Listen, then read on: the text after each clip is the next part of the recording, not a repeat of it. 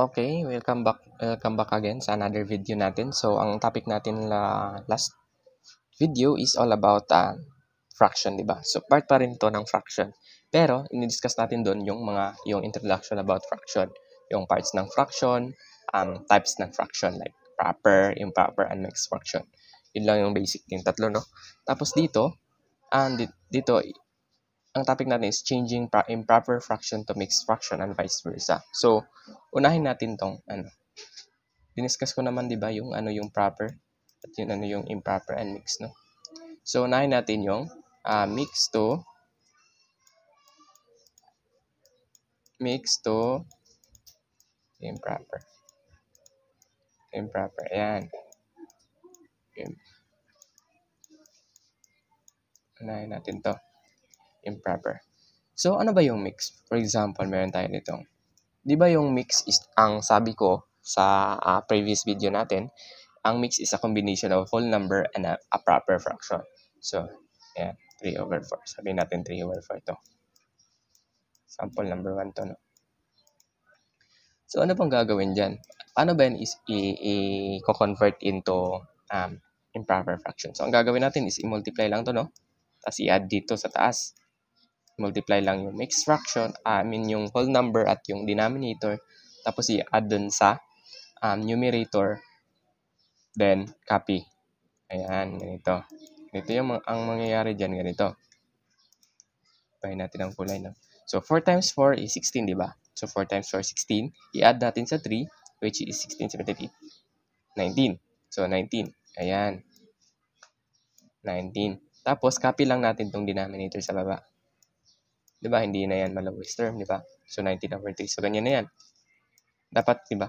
Sabi natin is yung proper fraction daw is mas malaki yung numerator kaysa denominator. So, tama ba? Malaki ba yung numerator kaysa denominator? Siguro naman tama, di ba, no?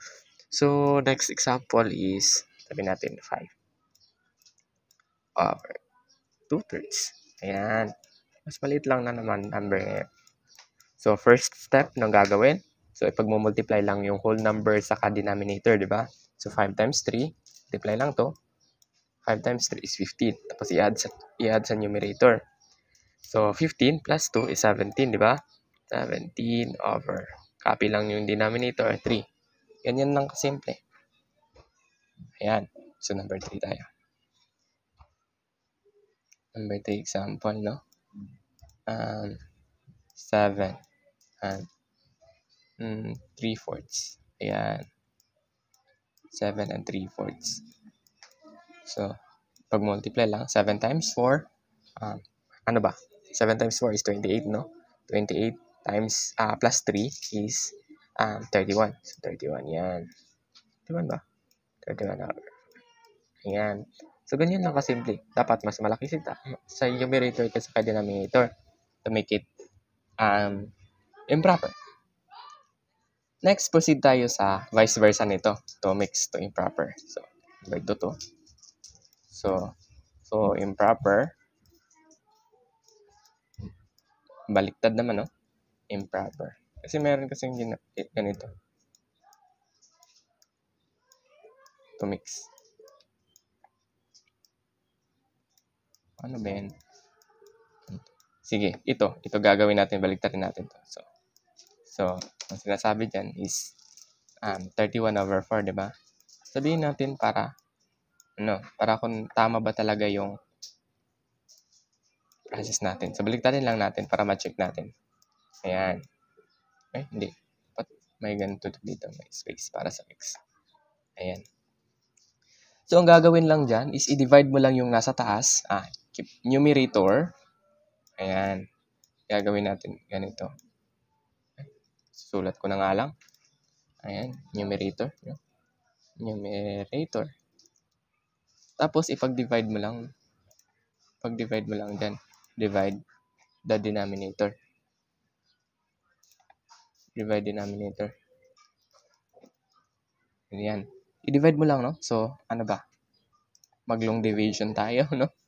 Para, ito kasi yung nasanayan, no? Long division. So, 31 divided by 4. Ganyan yung itsura, no? Long division tayo. So, 31 divided by 4. So, di ba? 7, no? 7, tapos 7 times 4 is 28, no? 28. So, may remainder tayo na ilan? 3. 3. Ayan. So, di na, di ba? Ganyan lang. Yun yung gagawin natin. So, lagay natin tong whole number dyan. 7. Tapos, itong remainder, gawin natin numerator, no? 3. Tapos, copy yung pinag-divide natin. So, 4. Ayan. Di ba tama? Sakto to dito. So, sakto tayo. Tama tayo. Next example. Para ma-retain sa mind natin. So, ito naman. Ito, no? Ito, 17/3. Kung sasakto ba yan? Sasakto ba siya sa 5 and 2/3, no? Check lang natin. So, 17/3. Ayan. 17/3. Ayan. Anong gagawin? First step is ipag-divide lang sa numerator, divide denominator. So, long division. So, 17. Ganyan dapat yung division, no? 3. So, 17 divided by 3. Ano ba?